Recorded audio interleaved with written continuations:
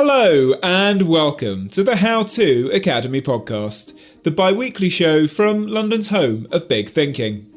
I'm Vas Christodoulou. Bonnie Wright and Evanna Lynch rose to fame as Ginny Weasley and Luna Lovegood in the Harry Potter series, and now use their public platforms to help change the world for the better. As an ambassador for Greenpeace, Bonnie has dedicated her life to advocating for climate justice, using her influence to draw attention to the most serious environmental issues of our time. In conversation with Evanna, she joined us live on stage in London to tell us about Go Gently, her new book of practical advice for reducing your environmental impact and helping guide our planet to a sustainable future. Thank you everyone. So nice to be here. I'm so excited to talk about your book, Bonnie. I have a lot of questions, and I know the audience will too. So I wanted to ask, firstly, start with, because you've been on this whirlwind tour, and it's also sort of the culmination of a big body of work. I think that's what's so striking about your book. It's like years of research and overthinking. And here you are. How does it feel? Yeah, it feels really good. It's lovely to actually be in person with people. So thank you everyone for coming. I feel like writing is a very solitary experience, and you spend a lot of the time behind a computer screen, never really thinking it's actually going to become this like tangible thing you can hold.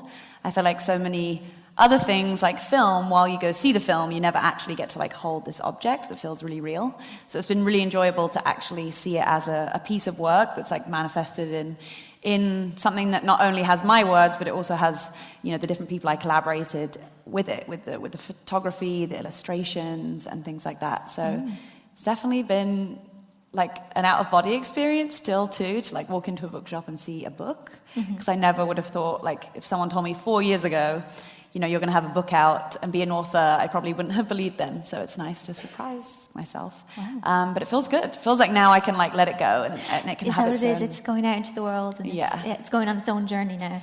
I think you naturally like tightly hold and grip creative projects that you do or that you put a large part of yourself into. So there's that kind of vulnerability, but then also like quite liberating feeling that it's like my work is done. People can just read it now. Yeah, exactly. Well, I have a ton of questions, and I've been sort of geeking out over your lifestyle for a long time. As soon as I start seeing you turning up, but your reusable cups, and it was like, as a vegan, I was like, oh, there's another awkward person in the room, hooray! And it just very curious about the lifestyle, and then you start to share it on YouTube and obviously in the book, and I wanted to know, when did you start to feel like this should be a book rather than, everything's online, there's so many ways of getting information out there. What made you feel like it had to be a book? I guess what I loved about how the idea for Go Gently formed was I never ever thought I would even share the things that I talk about in the book. To me, they felt like very just intimate private practices I was doing at home that weren't there or done to be seen or witnessed or like shared. It was really the things that I share in Go Gently and the things that I've been doing were really my kind of, I guess, my like foundation and coping mechanism in the larger scale or actions I was taking within the issue. So, I'd come home from a climate rally or a march or a direct action with Greenpeace or someone else, and I would come home and I'd feel like my energy kind of plummeted. I couldn't keep up that same positivity and hope when it came to my home life and the reality of the consumer choices we face. So I was like, okay, I need to like start doing things at home that make me feel a bit more empowered and connected to the larger story. So I was really just doing these things out of curiosity, seeing how I could be more resourceful, seeing how I could learn really more about what goes behind something that's made that I buy or what I eat or different things like that. And I was doing those, for a couple of years, and different people had approached me about doing a book, but it had mainly always been about, more of the kind of front-facing activism, less of the kind of quieter story, and more of the kind of, activism, save the world sort of idea, which I very much shy away from because I don't feel like I sit in that power as a full-time kind of activist on that front line. So I loved the idea for the book in the end came just from me thinking of it rather than someone like approaching me about it. And I think I really wanted to write a book that looked at celebrating the kind of like imperfection that we should feel okay to be, whereas I felt like a lot of the personas or authors or storytellers felt intimidating to me, and I was already doing certain things. So I was like, how could many other people feel maybe even more intimidated? So I wanted to write, a book, I guess, that I hadn't yet kind of seen out there. Yeah, and it really is like, it's a lifestyle guide. I don't think this is a book that you'll read and be done with. It's something you just kind of keep returning to because there's so much in there. It's given me a long to-do list, but you've also given me, the comfort of saying, well, the philosophy of the book, go gently. It should be something that you fold into your life. So I just wondered, when you started the book, did you have like a pure vision or intention? And who did you have in mind when you were writing it? Because I think that's something, a book is such a huge project. You have to have a singular focus, someone you come back to keep that vision. So, I wonder, did you have that? Or, like as the reader kind of thing? Ideal reader, yeah. I mean, I think so many storytellers can often say, like, I want to appeal to as many people as possible, and I want to, like, branch into different circles or groups of people, and that was really important to me. I mean, obviously there are sometimes you have to be honest with yourself and think, not everyone can love every book or love this book. I think that was a real interesting balance of me being like, this, I can also write this and people not connect with it, and that's fine, and just be true to, like, staying my path of who I wanted to, I guess, be and inspire. But I would say for me, it was always that difficult balance of, not creating enough information for maybe people who already kind of put their foot in the door of the movement and they're already beginning to know things, people who were maybe more slightly expert opinions, and then people who it was a completely new subject for them. They would always kind of been interested but never really found their way in. So I really wanted, how could I appeal to make everyone feel accepted into the dialogue and believe that they could do anything that I was kind of explaining in the book, if it wasn't today, at some point maybe in their life. And I really wanted to stress that while, like you say, you could maybe make like a to-do list of things you want to start doing from the book, I always wanted to make sure people didn't get like overwhelmed, because that's the feeling people already feel. That was like my least thing that I wanted people to feel. So I guess, I just wanted people to see that it's kind of, you can be practical in these approaches when often things can feel quite like philosophical and hard to grasp. Like I wanted it to be very tangible and practical. And I wanted people to know that their identity, their perspectives, their skill set is like their strength when it comes to what they're going to do and how they're going to make the movement theirs. And I really tried not to sort of say, do this, don't do that, because I just feel when people have said that to me, then I'm already going to feel bad if I am doing the thing they're saying not to do. So kind of shift that language that shows that there's so much more nuance to the things we choose to do, and it's more just ideal to be just more informed and intentional with the choices we make, because we all know each other the best, and like we know what's kind of right and possible maybe in our lifestyle and day-to-day life. Yeah. Overwhelm is a big feeling though from any lifestyle shift really, that's just going to be, because you're undoing sort of years of social conditioning.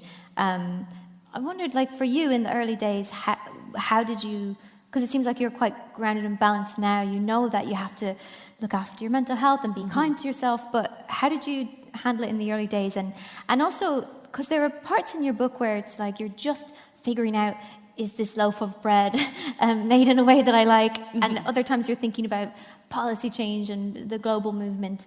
How did you learn where to invest your energy and time? And keep the balance between, I suppose, individual action and then societal change, if that makes sense.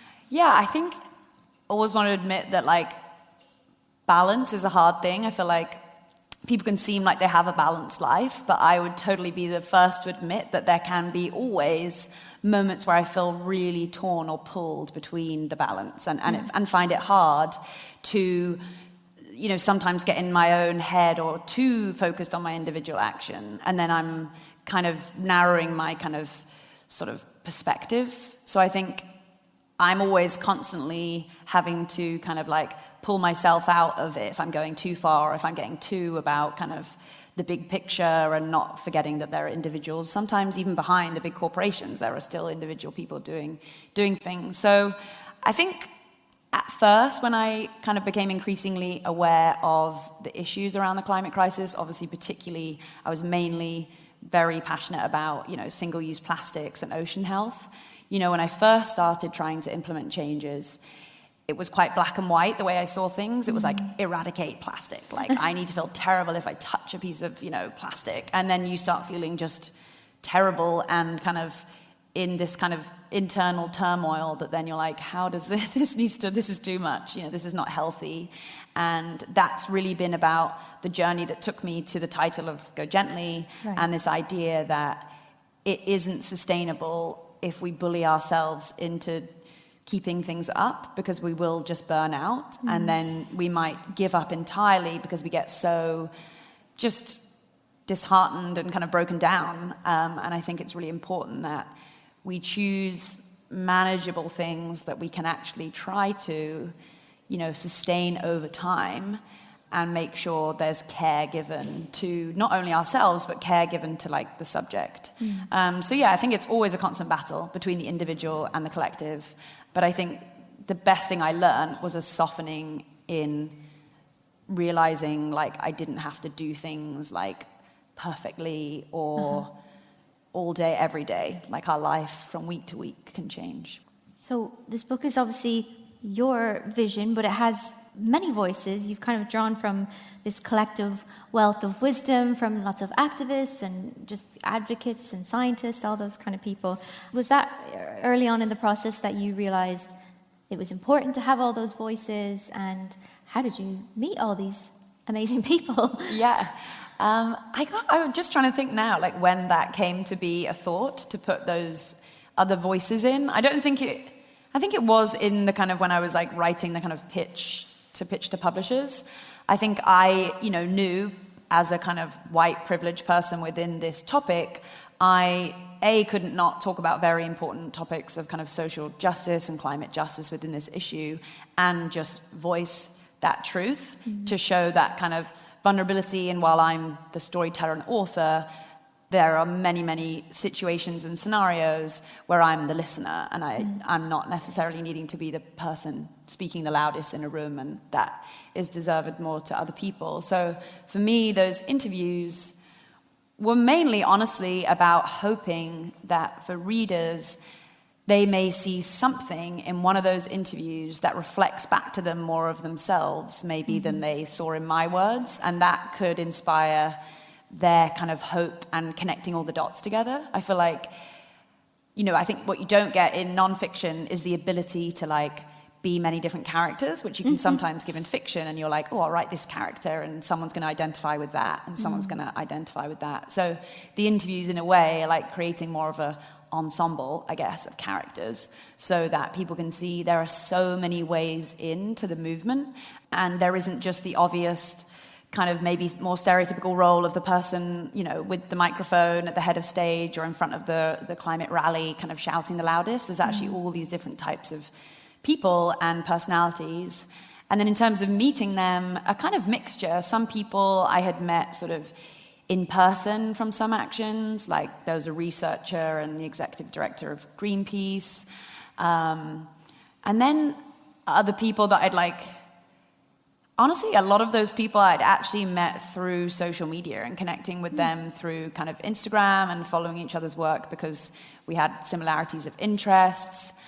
And I also did like a couple, it was mainly during kind of the early days of kind of the first lockdown and in COVID, I did a couple of like Instagram live dialogues with these people I'd only kind of DM'd. And those conversations were kind of a real big reminder to me that it was so important to have these other voices in. So a lot of them now, since being more out in the world, I've actually been able to see and in person, which has been nice. So yeah, all of those, which is interesting because obviously I've chosen the book because it's very much not online as a medium, but interestingly, a lot of those people I met through being online. And it was very refreshing. I'm sure you feel the same, that practice of writing when so much can exist online is a really refreshing and like good practice to put yourself like through that kind of focus that it requires. Yeah, and to have that time for it to develop rather than this has to be published now and you have to keep making content. Yeah. And that immediate thing we often think we need like an opinion straight away because everyone's asking our opinion. So it felt, more like I came to it through my own time, the way of writing. But yeah. Nice. You said there about listening, and I think that's very clear in the interviews that you've done with the people. I wondered, was there anything while you were writing the book, throughout the process, that anyone said to you or something you learned that really shocked you? Because I think, a lot of activists do talk about that you get compassion fatigue, that you care so much that you can't care anymore and nothing actually shocks you anymore. Was there anything that surprised you while writing it? There's a couple of things that I was also I wished I could include like the whole, because each person I spoke to for like an hour and a half or something only had quite an edited version of their interview. So I'd love maybe one day to do their like full transcribed interview, because there's so many good nuggets of like perspectives and ideas. I think in a positive way, what really like kind of shocked me, particularly the people who just do this, they're doing their kind of activism, their work 24/7, just how genuinely like ready and open they were to like constantly be learning and like being in conversation, or their kind of generosity, I think, of time that they gave to me, and how many people said quite similar things when it came to like a question I asked them, like what instills hope in you, and another question I asked, which is kind of obviously in the title of the book, which is like, what's an actionable piece of advice you give? Like no one said the same thing, which just reminded to me like, wow, there are so many ways that we can do and implement change.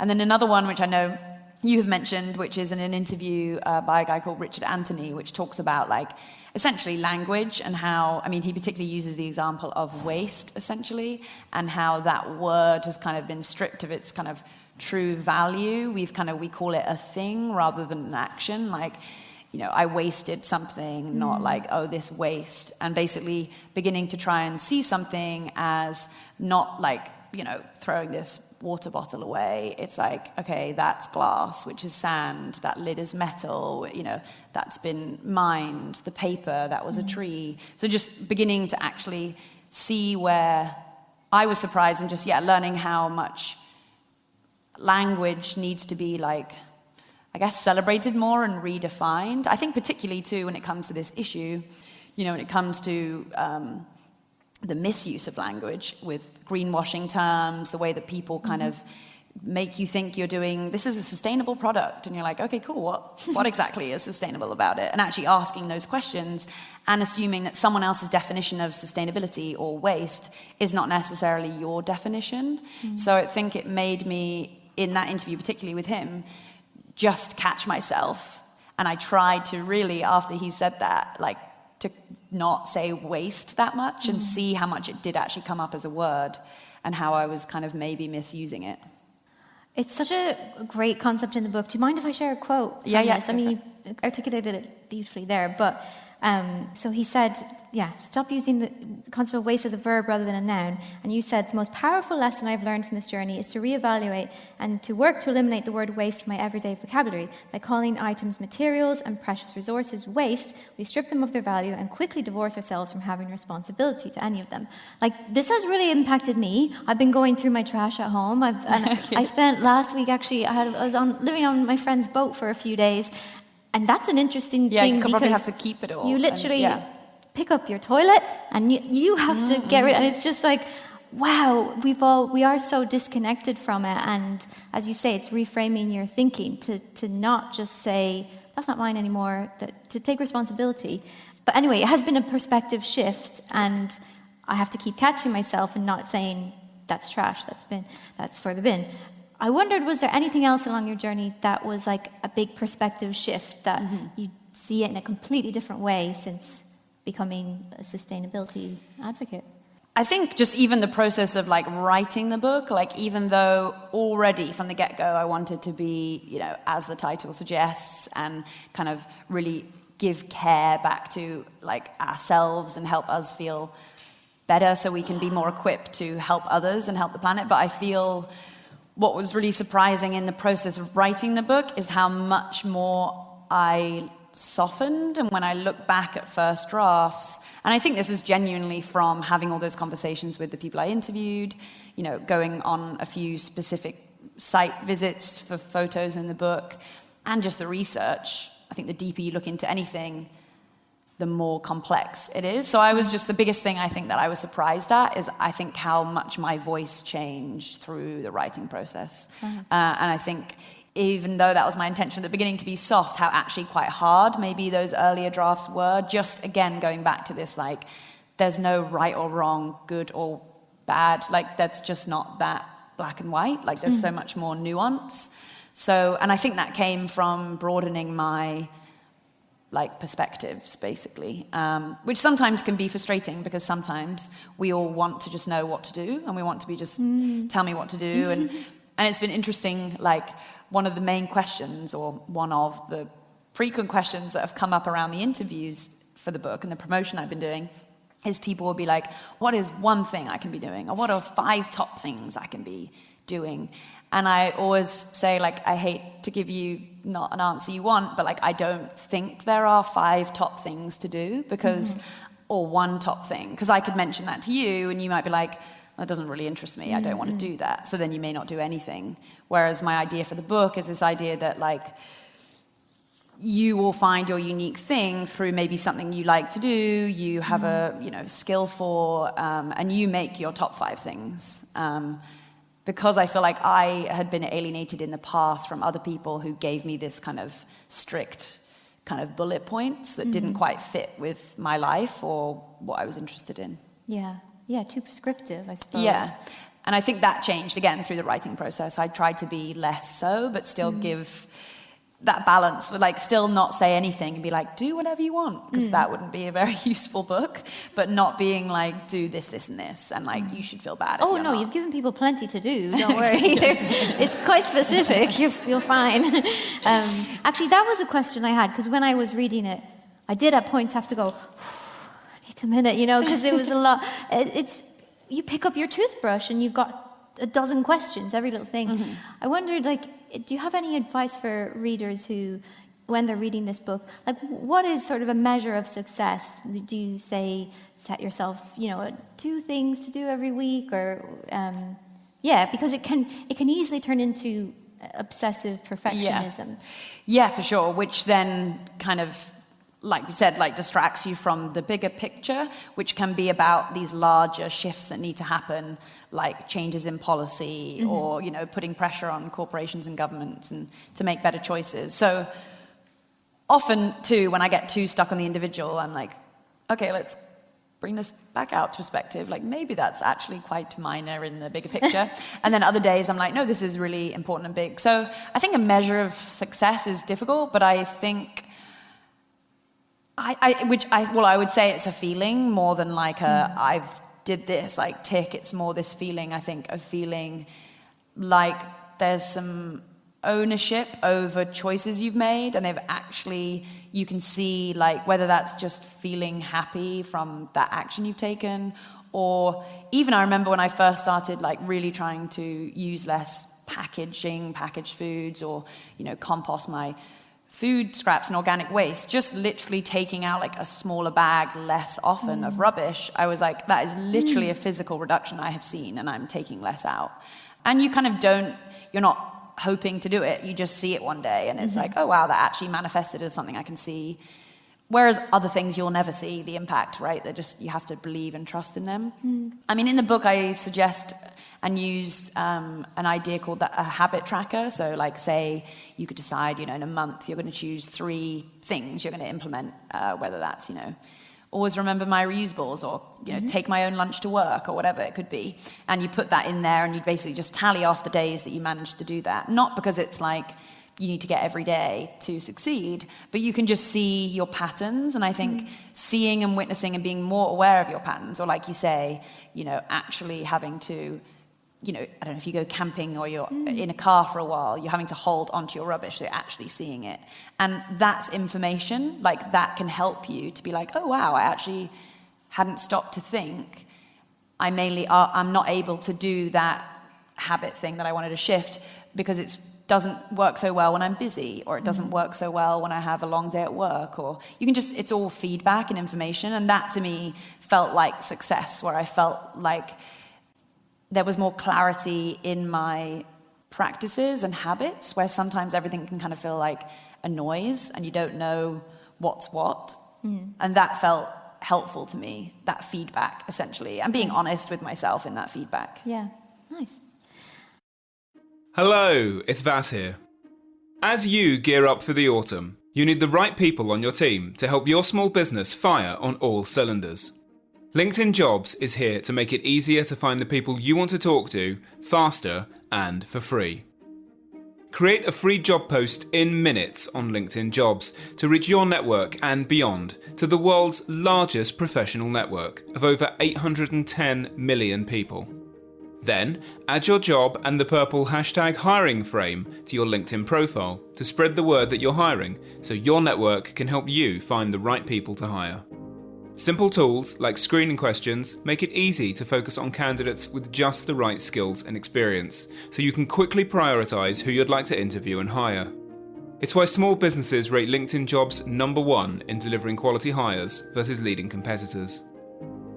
LinkedIn Jobs helps you find the candidates you want to talk to faster. Did you know every week nearly 40 million job seekers visit LinkedIn? Post your job for free at linkedin.com/found. That's linkedin.com/found to post your job for free. Terms and conditions apply. We were talking a bit earlier about individual versus collective action, and there was someone in the book who I thought articulated just so perfectly why it's important, the individual action, which I hadn't heard before. So this is a quote by Annie Leonard, the executive director of Greenpeace. And she said, "I like to think of the individual actions as a metal detector to find the flaws in the system. Anywhere that's hard for us as individuals to do what's right, that's a system flaw and helps us find it so we can fix it. We should redesign our consumer economy so that doing the right thing is the easy thing to do. Instead, we should make the people who want to pollute go out of their way to pollute." I just thought that was brilliant, and that's what needs to happen. And I just would love to know, through your process of, making these changes, what are some of the flaws in the system that you identified, and are there any that you find are still a big problem? Yeah, I think I'm constantly always reminded, like when things are really difficult, or I feel like I'm kind of hitting my head against a wall, I'm like, oh, actually, maybe that's nothing to do with me. And it's, as Annie says, a red flag to show this is a system issue, this is a system flaw. And it's such a relief. You can kind of be like, oh, okay, I can step out of that kind of anger I feel and actually maybe refocus that anger towards, the people who are not being kind of caught in their kind of polluting ways. And I think that was helpful for me in moments of, some things that you're just like, you want to buy, but you're given no option to buy the thing you want, or you have something that's broken and you literally can't find anywhere to fix it. Like so much of the time happens with technology, and you're forced to buy a new phone or a new charger or whatever it may be. That's not fair that there aren't better ways that people can fix something, or have more choices, have more accessible choices, and not have to go to specialty shops or online or different things. So with those moments, it's stepping back, and I find often quite a feeling of relief when I'm like, oh, I can redirect that frustration to someone who is actually sitting in way more power to make that easier for me. And obviously, if we don't do that, you're forgetting millions of people who don't have the access to even, it's a luxury that we, living in a city, have the choice to do certain things, or use public transport, or, things that could be really frustrating for other individuals who don't have the accessibility to public transport and are forced to maybe be in cars, use more, fossil fuels through petrol. So it's always a really great moment when you see the system issue, because you're like, oh, I'm not the only one. If I'm finding this difficult, thousands of others are finding that frustrating. But again, too, in those moments, people often say like, well, what do I do then? How do I see how that connects to policy? And I think that's why it's so important. And so many people said this in their interviews in the book, that the best thing you can do is find community within this movement to, when there are moments like that, you can kind of share that and that load can be lessened, or they might have a great idea for you to do because they've tried it before. So, and community could be a community you already exist in. That could be your workplace and starting like a, sustainability initiative within your, workplace. It could be at school, college. It could be, typing in like a larger organization like, London chapter of Greenpeace and like signing up to something like that. I do find when I want to connect to the system issues and the societal stuff, it's best and most easy to do when you join a group. Yeah, absolutely. Like where we are now, sharing this issue. It just is, it does give you hope, doesn't it? And sort of invigorates you to keep doing the work because you see loads of people do care. Yeah. You mentioned that the book you wanted to show people that there's many different ways to do activism or to be part of this movement. You don't even have to identify as an activist, I suppose. I would love to know, how did you personally discover your role in the climate crisis movement? And, I'm curious, is it something you enjoy? Because a lot of the time activism is, you're looking at the things you don't like about the world. So, do you enjoy this work? Yeah, it's a good question. I definitely do. There's definitely moments, though, when you know a lot about something, you can be even more angry about the issue, which sometimes you're like, oh gosh, I wish I didn't know that statistic, or I didn't see that firsthand. Sometimes things can be like, I think I say this in the book, I can't remember if Annie Leonard says it or Greenpeace say it, like they say a thing of like, once you know, you owe. This idea that once you really know something, like you owe it to that issue to talk about it and share it with other people. And so while that is so true, you also don't want to think like you're chained to that identity of activism, I think, because there are many other parts that make up who individuals are. And when it comes to, I guess, my role within it, to me, the only way I've ever seen the world is through like the medium of storytelling. Like, for both of us, that's like a lot of our life has been through that, whether it's been through different mediums of, acting, writing, whatever that may be.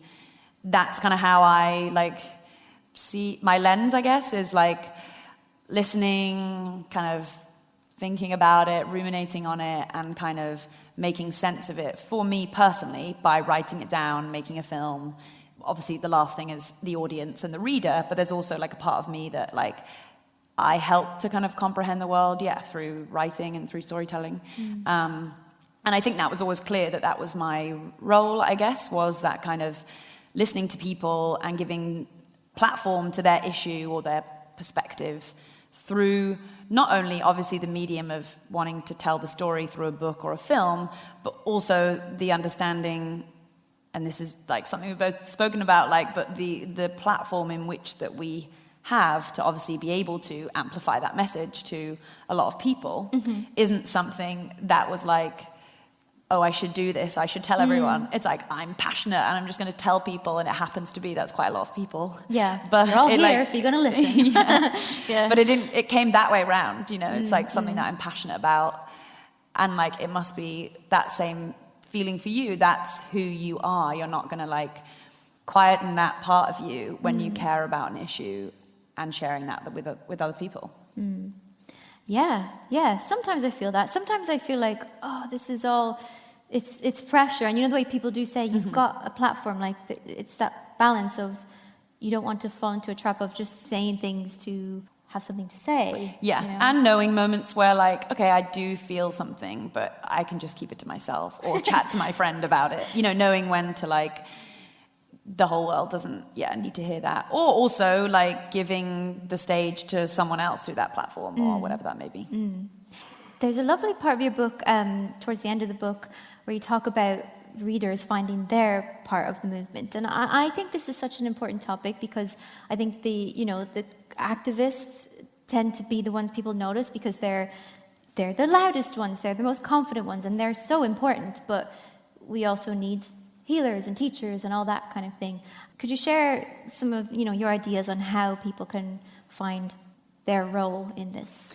Yeah, sure. So the final chapter in the book that's called Go Beyond really looks at this essentially, like how you can begin to take these practices that have been quite, solo and individual and start kind of branching those out into larger spheres, whether that's, how to adapt that into social environments, work environments. But then the other big part of that chapter, as you say, is like finding your role, or maybe you already feel like you have a role, but deepening that or understanding more about it. And there's a few practices that I basically outlined to maybe help guide that. Like one is talking about kind of imagining like the archetype that you could imagine within any person, that's not just about, your role as an advocate or an activist, but just who you are as a person. So it actually does like a questionnaire that helps you define that.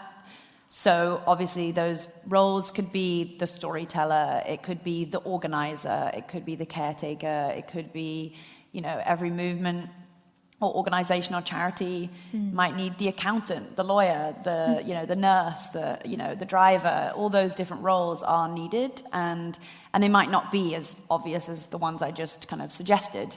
But I've always been so continually surprised how so many people were just too scared to give it a go or try, in fear that their personality wasn't the right fit for the movement, or like I don't really know anything, but I want to do something. That is like the worst fear for any movement, that people feel alienated or not like they're going to be accepted. And I think, and again, I obviously already said, like joining a group, finding a movement, I think that can really help us to kind of feel out who we are when we might not know.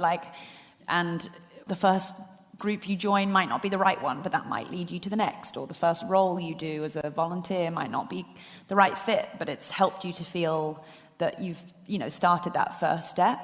So yeah, Go Beyond is about these different kind of archetypes, and then also looking at, I guess, purpose within it. And I think a lot of the practices that I talk about kind of, to me, always feel a bit like I'm like doing the same questions you had to do for like careers advice when you were like 17 or 18, or like figure out what degree you wanted to study. Like very similar questions kind of come into play.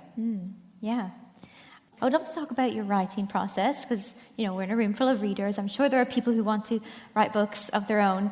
I'd love to know, what was the writing process like for you, and what were your main challenges, I suppose, and how did you overcome them? Yeah, I feel like now the idea of knowing what writing a book is like, I'm probably more daunted to ever think about writing another one. Like, I feel like the naivety of not knowing and just being like, yeah, I can do this. And just things that the turnaround that I had of like the first draft, now in hindsight, I'm like, that was too short and I needed longer. But I think, what I loved about the process was having deadlines. So many other things that I have made myself, like that I've directed and written short films of my own, they were dictated by me. They weren't really like necessarily always for other people.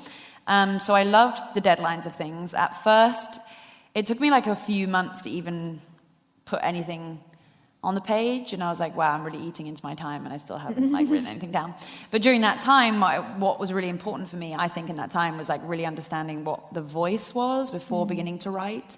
And I think what massively helped me as well is I had already written a very detailed plan of the book, like all the chapters that there are in the book. I had already kind of thought of those titles and planned them out. And it always reminds me of like being in English, and the English teacher is like, write an essay plan, it's really going to be helpful. And no, I'll just write the essay, it's fine, I got this. And then you get like a paragraph in, and you're like, where am I going with this essay? So the essay plan is very helpful as a concept and was kind of my plan, and I was very pleased to have that. So that helped. And honestly, a big part of it was like knowing when to just like get over myself and keep writing. Like moments where you had blocks and you were like, okay, I need to just step back, go for a walk. And then there are other days like, I have no time to step back or take a walk. Like, I have a deadline tomorrow and I need to finish. So that was like this beautiful kind of, like I say, that art of kind of getting over yourself and pushing past the discomfort.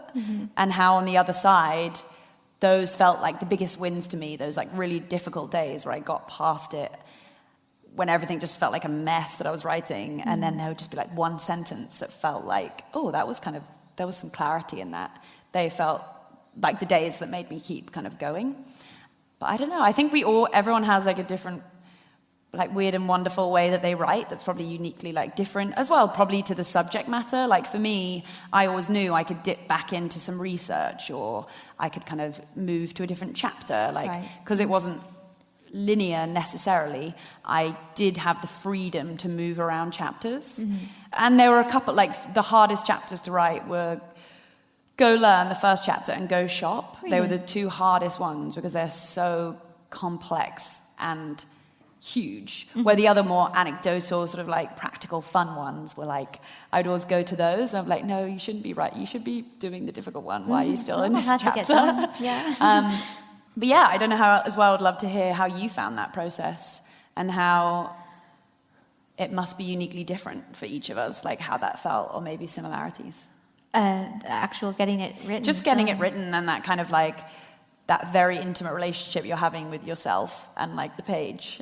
Oh, I thought I was losing my mind. It was awful. The only way I got it done was a little app. It's so sad, but this is what I had to do, called Forest. And it's this concentration app. And you tell yourself, I'm going to sit and do this for 2 hours. You tell your phone that, so it disables all notifications. And if you try and get into the app, a tree dies. But if you complete the 2 hours, a tree grows. And I just got obsessed with this forest. And I was at a stage where I was like, you know what, I might not be able to do this book, but at least I'll have a lovely forest. I have this beautiful virtual forest. Yeah, I still sometimes look back at that forest of 2021. Trees, yeah, that's the only way the book got written. I'll have to look into that. Yeah. I was often told when writing the book and through the process of publishing it, people always say, writing a book changes you. I wondered, is that true for you? And how has it changed you? Yeah, that's a good question.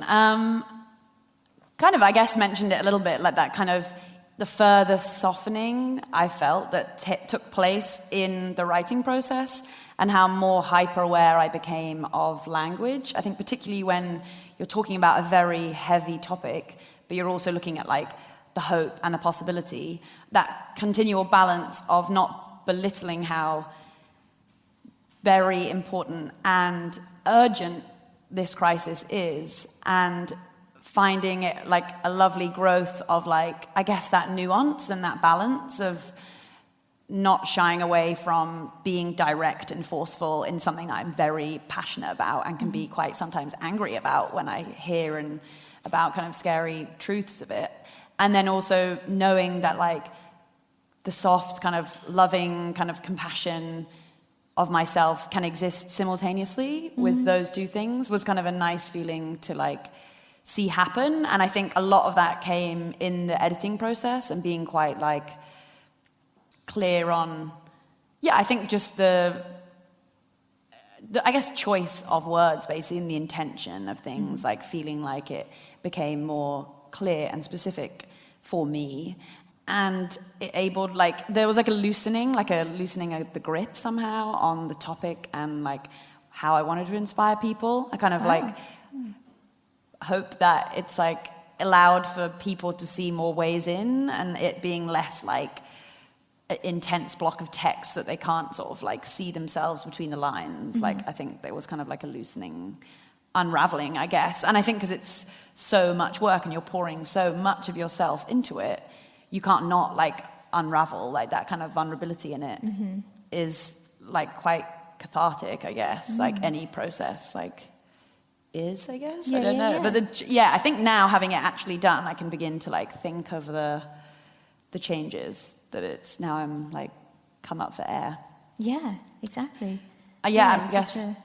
And also having had now, you've obviously had your book out in October. Do you feel like even more perspective shift has come for you as you've let go of it more and it's less of your kind of baby?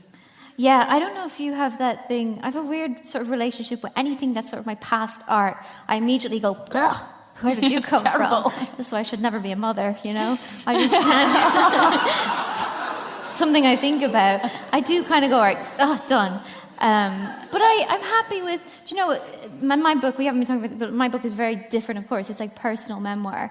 And I was not prepared for how much, I suppose, healing it would do for me. I realized, like, after the book that it was my 11-year-old self just having a huge rant about all these things that she felt were done wrong. And, once it was out there, I was like, wow, I feel so much lighter. I would definitely recommend, personal memoir writing as an arduous form of therapy. But that shedding, that, like, layer of all things that you kind of have always still wanted to say and were able to have the medium to say it, even if it was kind of like a pulling, looking into the past and allowing that you to have that space to like let go of things. Yeah, exactly. But I had the opposite experience of, where you said, oh, I've written a book and that it's become harder. Mm-hmm. I think all the while that I was like pitching the book to my publisher, I was sitting there and something in my head was going, I can't do this. I can't believe they're falling for this. And then to have actually written, it was like, oh, wow, I did it. Cool. I feel like that I can do that again. So I hope you come back to that, because I hope you will keep writing. Yeah. I think now I'm like, I just like to lie down for a second. Of course. Yeah. Hope is a big part of the book for you, and that's just something that you need to have, I think, in this movement.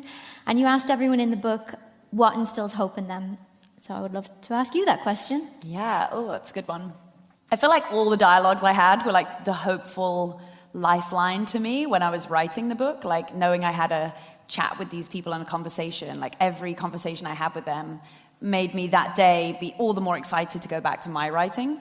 And I think for me, it showed that I find hope in connection and in hearing other people's perspectives that completely makes me realize, like that same thing when people say like, oh, feeling's just temporary, like don't worry, it will pass. And then it does pass and you're like, oh, before that was like consuming. And I think that for me felt the same when I felt stuck on an idea or hopeless at the situation of the climate crisis. I would just talk to someone and be like, wow, that like so quickly just opened up my mind, and like that, I guess that continual opportunity we have, and I feel like I have, to meet people, to continually learn, and to know that the things that I've written in this book, 5 months, 5 years from now, I'll know a lot more, and maybe I'll disagree with some things I've said. And I think that's nice, that idea that you can learn and unlearn things. And yeah, I guess that ephemeral, like it's not permanent, that feeling that you can often feel. So yeah, that opportunity to continue to learn, and how many people like create amazing resources for that to happen, whether that is a talk, whether that is online platforms, whether that is somewhere to go. Like I feel like there's more and more, I hope, abilities for people to access that new perspective, learnings. Yeah, that's lovely. On that note, I would love to take audience questions. We would. So yeah, jump up and whatever you would like to ask us. Ask Bonnie. I wanted to ask, what would you advise to sort of encourage people in our own personal life that might be a bit resistant to this movement to take on some of these practices? Or would you advise against that and just to focus on our own journey? Yeah, that's a good question. Yeah, like how we shift and change people around us, maybe. You mean to like get down with the things that we're doing as well? I think, yeah, that's hard, because I think a lot of people come up against that, whether that's like their friends or their family.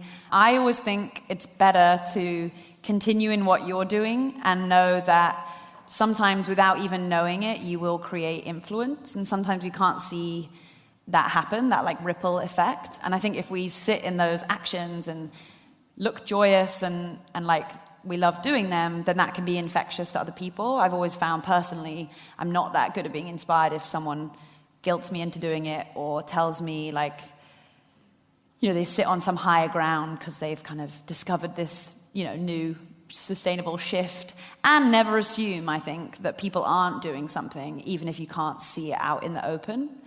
I remember being told that, like, I forget who, I think maybe someone at Greenpeace talking about like how, you know, say your local coffee shop that you love just don't have very good sustainable practices in the packaging they use. Like never go in and be like, could I speak to the manager, and directly assume that they're terrible, they're not doing anything about it. You always want to be like, hi, you may be already beginning to think about the materials in the cups you're using, but if you aren't, like I would love to talk to you about ideas around it. Like never assume people aren't doing it, yeah, if it's not in the open.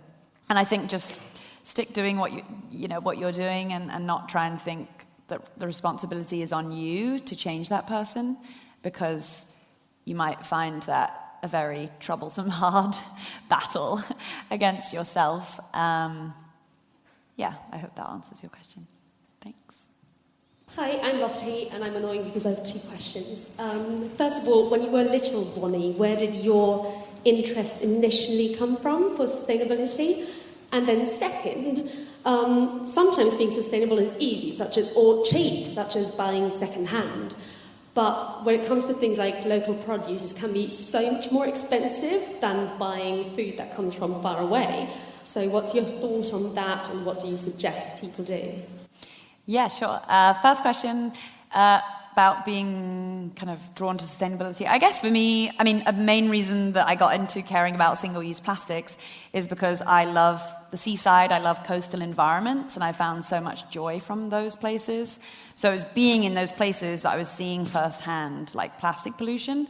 So it came from a place of wanting to protect somewhere that I'd loved since I was a child, I guess, or a place that I found, like, felt at home. And I think I always was someone who, like, loved to take part. Like, I always at school would be, if there was like a cake sale happening to raise money for charity, I'd be like, yeah, I'm going to bake the cake, I'm going to set up and set the table up. Like, I love to show up, and I think that is what a lot of this work can be about.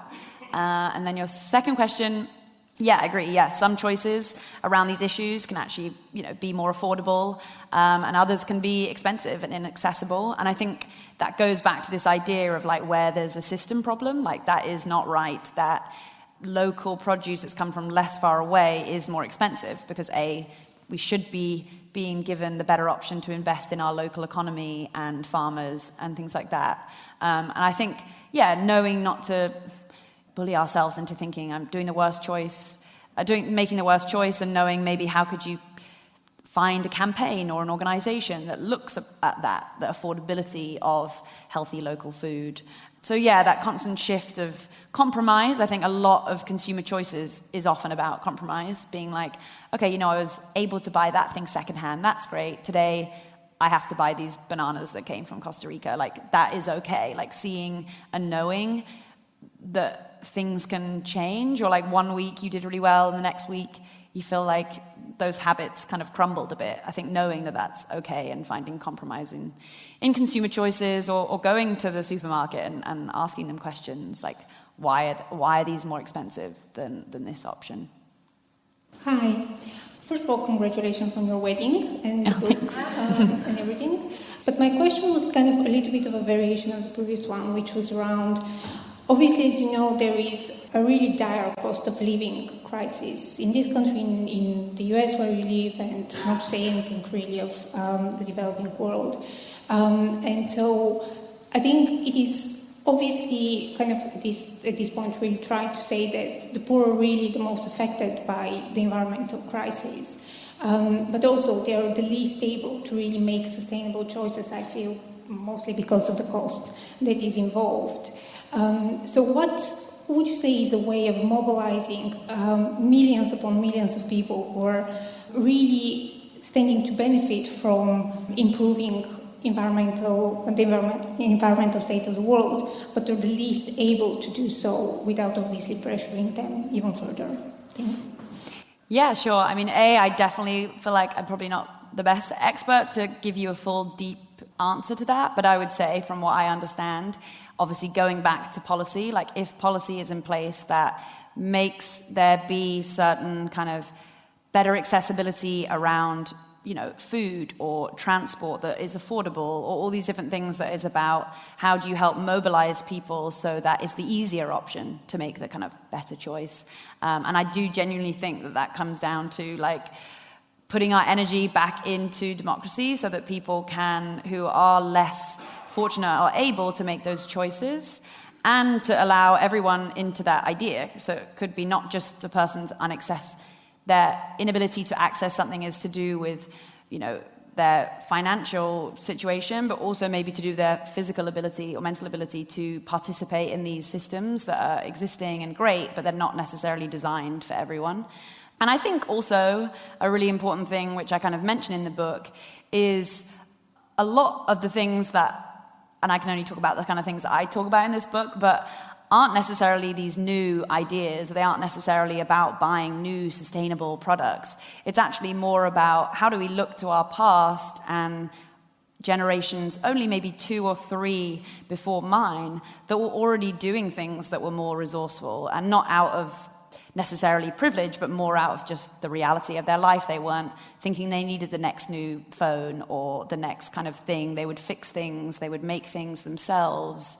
A lot of these things, you don't need a new reusable water container. You can like upcycle something that you already have. And I try and really stress that in the book, and how much we can get trapped in that idea that a lot of these things need to be like about progress and newness.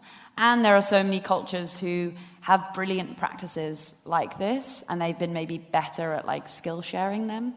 But I think, to answer your question, I would say it's really about making the polluters, kind of, as you said in that quote, go out of their way to pollute, rather than individuals be forced into that. So I think it's really honestly putting pressure on governments, and the fossil fuel industry is like the main big polluter and kind of holder of that power. So yeah, there's the kind of the gentle bit and the kind of the forceful, the bit that we need to do. But I hope that kind of answers your question. Thanks. Hello, thank you for sharing everything with us today. I had a more broader question, kind of beyond the personal journey. I work in brand consulting and helping brands kind of be more authentic, and I was thinking how you felt and what your opinion was on how brands can talk about sustainability and advance the conversation around sustainability whilst avoiding this whole greenwashing issue. It's a massive challenge in my job, so it'd be great to hear your perspective on that. Yeah, that's a good question. And I think it's refreshing when, like you say, you're individually asking that while you exist within a larger company. And that's just always, to me, like a prime example that while we see companies and organizations as these big thing, they're made up of individuals who want to be doing the right thing and they're interested to do the right thing. So I always try and remind myself that when companies can feel like they're never going to do the right thing, even though you're trying to. Like in the work I've done with Greenpeace, of like, you know, trying to put and push action on big companies like Coca-Cola, Nestle, stuff like that feel like these immovable, hard, kind of unbreakable organizations and companies. Reminding myself that they're individuals, and I think for people who are trying to do that, I guess, like, how can you find resources and networks of people who maybe are like advisors in that space, or maybe, you know, do you have a company that you think is a really good model of how you as a company would like to be like to have that kind of aspiration, like have a aspirational company that you think you'd like to become more like. I think because we have that in individual lives, we often like have people we look up to and can kind of use them as a resource. And I think know that I feel like as a customer or consumer, sometimes I can give brands my opinion and they don't always really feel heard. So I feel like how can people actually just listen to the people that are using their services like a bank or using their products and maybe implement the change in a way that reflects like what the people actually want, and how that can be implemented in a way that's like accessible and just. But yeah, and I think keep, you know, finding like-minded colleagues that want to do it too. Like you could definitely create a stronger kind of movement within that. But yeah, just know that it's so important, even if it feels sometimes like a long journey to make changes in big companies like banks. You know, you have to be in it for the kind of deep time of the movement. Hi there. This is scary.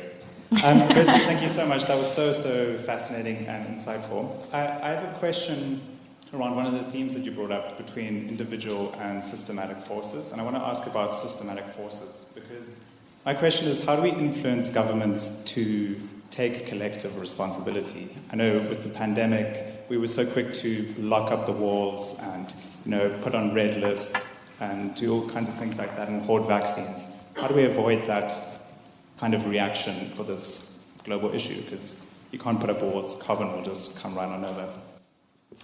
Yeah, I feel like what's hard, or what's been a real big reminder of something for me when it looks at government that I maybe never thought about, because we often just think about like the prime minister or the main kind of party in power. I had kind of totally overlooked, and I think living in the US really reminded me of this because the scale of government is just, you know, huge, is the importance of, your local MP, the laws that are being passed in your city, in your kind of county, all those kind of things, realizing that sometimes trying to change things that feel just so stuck in a direction maybe you're not quite aligning with politically, to really refocus your energy maybe on local politics or grassroots organization that their main focus is on policy, whether that's through being a think tank or whether that's to do with, they put a lot of money behind campaigning for something. That always, to me, makes government like at a scale I can kind of understand. Like sometimes like the big, huge, like main kind of elections and policy changes can often feel like impossible. So I have found trying to understand a bit more about like local kind of politics has helped me. Just kind of having a relationship with knowing what your local MP stands for, and like how writing letters, as like simple and old school as they are, like genuinely can make shifts and ripples that do kind of work their way up.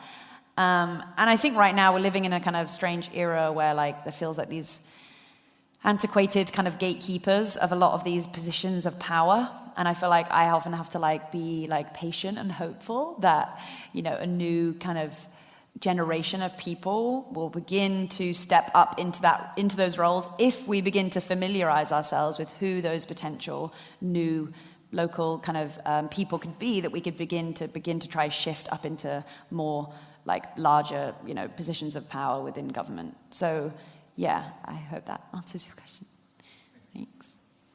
Hi, I'm Courtney, and I'm so inspired by both of you. Thank you so much for your words tonight. I actually have a quick question for both of you as well, if that's okay. Bonnie, I'm about ready to graduate with a master's in advocacy and activism, and I'm really looking to get more involved in organizations, but I also know that not all organizations are like created equal, and some have better impacts than others, or some are more greenwashing or, saying that they're doing these things, but they're not really. So I'm wondering if you have like a couple of organizations in your mind, I mean obviously Greenpeace, but some others that you'd really recommend because that you've seen them and you've seen that they're doing good and actually having a good impact on the world. And then Evanna, I'm super inspired by your book and your story as well, and from someone who also has recovered from eating disorders and have had a similar journey to yours, I'm also wondering about how that connects with your veganism and your vegan activism, and if like veganism to you ever creeps into the territory of disordered eating and how you manage the two. Because I try to be plant-based, but sometimes I feel that push and pull of like disordered eating and how it creeps back in and these things. So I'm interested in your take on that. Thanks. Organizations. I always find it quite hard to suggest them because I feel like they're all quite uniquely specific. Like some people might like be really interested in one topic and that's how they find that group. Or I always often think like if you want to participate in an organization, what kind of relationship do you want to have with them? Is it something that you want to meet like every Tuesday at 6 p.m. you're going to meet up with that group? Is it something that is project based and you just do one big project with them for a week? Like I think the way we interact with them can be different. So I think that's always a good question to ask yourself, like how regularly do you want to participate with them, or how full-time, half-time kind of thing. But organizations, obviously Greenpeace, which you mentioned, and I love, like I've met so many local chapters in different cities I've gone to, and I've just loved how uniquely different they were, even though they were under the umbrella of Greenpeace. Organization I love here when it comes to like coastal environments is they're called Surfers for Sewage, I think they're called, and they talk a lot about essentially like our waterways and how that connects to the ocean. Often we can think of this ocean as like something that's far away, but really connecting the land to the water is one that I like. I'm trying to think. I feel like as a resource here in London, I feel like Earthrise Studios are a good probably resource for that because they're more on the ground here, whereas I'm not here all the time, so I don't know all the local chapters. But I think it's quite hard to suggest certain ones. I think it's like, finding that unique thing. And sometimes, if you don't see it and it's not out there, could even be inspired to start your own or connect with another organization and be a branch of theirs. I hope, that answers. Thanks. I really like your question. I think it's an important topic, and I think people don't talk about it enough in the vegan movement. Our relationship with food and how that affects us. I personally would say, for some people, it's a positive thing. For me, it was very healing to have sort of to take the focus off food as a way of nourishment or nutrition, it suddenly became about something much deeper for me, and that made me stop using it as a way to punish and reward myself. So that really helped, and I suddenly found I had a much better relationship with food. But I would say, kind of like what Bonnie's been saying the whole evening, like, it's not about right or wrong, and I dislike that aspect of the vegan movement about the whole policing thing. I think you should just take all the perfectionism away from it and remember it's you're doing it because of the things you love in the world and that you want to promote those things. So as soon as it becomes something else, I think that's when you should back off. But with everyone, you have to listen to your own body and what's right for you. And I did in my early days of being vegan, I kept breaking it because I kept sort of just not being an imperfect vegan because I didn't like that it started to feel like a lack thing. I think it should feel like an abundant lifestyle, and if it doesn't, then maybe back off a bit. But yeah, thank you for that question. And we do have to wrap up soon, so we'll take one more question from the crowd. I feel bad for you because I want to know your burning question. So we'll do 2 more questions and that's it. Hi, I was just wondering, as you guys are both activists as well as actresses, like when you are on set, in what ways do you try and be sustainable? Because not really people, they just talk about brands and fashion and beauty, but no one really talks about the industry and what ways you can be sustainable. And as you were saying, Bonnie, earlier, like, it's just hard in some cases because there isn't enough resources and information for one to be sustainable, and a lot of money spent in the industry using sets, props, only using them once and then throwing away, and like different locations. And I know that some countries, they have like rules and acts in place to not film in certain areas because it's like a natural, sustainable resources and it's good for the environment. I was just wondering, like, how would you guys, in terms of directive and creative control, do you like try and use your beliefs and your thoughts into your lives when you're on set? Yeah, that's a really good question. I think inherently, when I became more and more passionate about these issues, you exist in a film set where you're like, oh my gosh, this is so wasteful. Like, they just built a fiberglass set that's definitely going to landfill that they're hammering away and destroying and not like breaking those materials down and finding where to recycle those things. So it definitely was an eye-opening experience when I began to see filmmaking through that lens, which otherwise I just wouldn't have thought of. So I think, yeah, you can try, go to the production company and ask them questions about, like, what are you doing to address the waste that you may be creating here? Or, as you're saying, are we leaving no trace on this location? Or are we actually damaging and not leaving it as we found it?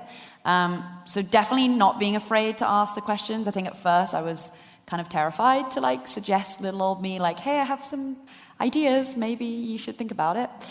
And then on the flip side of that, in my own way of making my own much smaller scale films, I really try and do as much as I can to address it. And I think there are more and more production companies now that exist that their sole purpose is literally advising production companies, to make their sets, more kind of less impact. So I think there are great people that I guess hopefully will become more accessible and affordable for production companies to use in all spectrums of budget of film.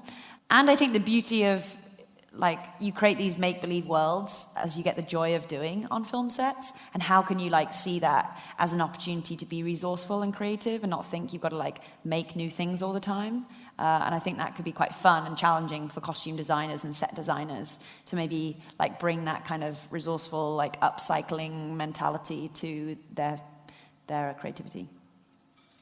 I would love to just wrap up with asking you, what would you like readers and listeners tonight to take away from tonight and the book? What's the feeling you want them to sort of focus on and cultivate? Yeah, well, first, thank you so much for asking the questions, and it's been lovely to be in conversation together. And we obviously have, behind the scenes of things, so many things that we love to like reflect on and digest together through the experiences we've had.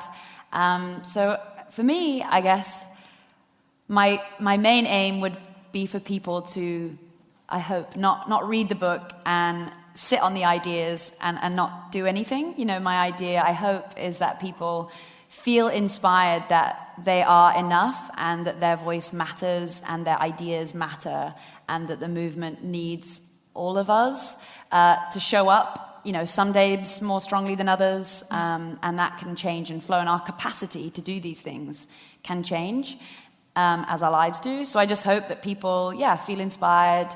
They can make it their own. They can disagree with things. They can agree with things. Like, that's a great reflection that you have an opinion and you have ideas. So just, take one small action or 10 or however many, but not sit on the information and share it with people around you. Like, that instantly amplifies the message. If you just share one thing you learnt with someone else, even tonight, like telling a friend tomorrow something you learnt. Yeah, I love that. That's a great thing to send people off into the night with. But you will be signing books right now. If you haven't got a copy yet, what are you doing? There's copies in the foyer, and you can get one and get it signed. And it's a brilliant gift as well. I've been giving it to all my friends. True. It's a good gift. Yeah, and my mom, and everyone has, they're going to change their lives. So thank you for such a great conversation, and thank you everyone. This episode of the podcast starred Bonnie Wright and Evanna Lynch and was produced by Dana Outcolt and Esme Bright. The series is made by me and Dana, and the editor is John Doughty. Bonnie's book, Go Gently, is out now. If you enjoyed the episode, share it and write us a review. You can also check out our forthcoming events in London and online at howtoacademy.com. I'm Vas Christodoulou. Thanks for listening.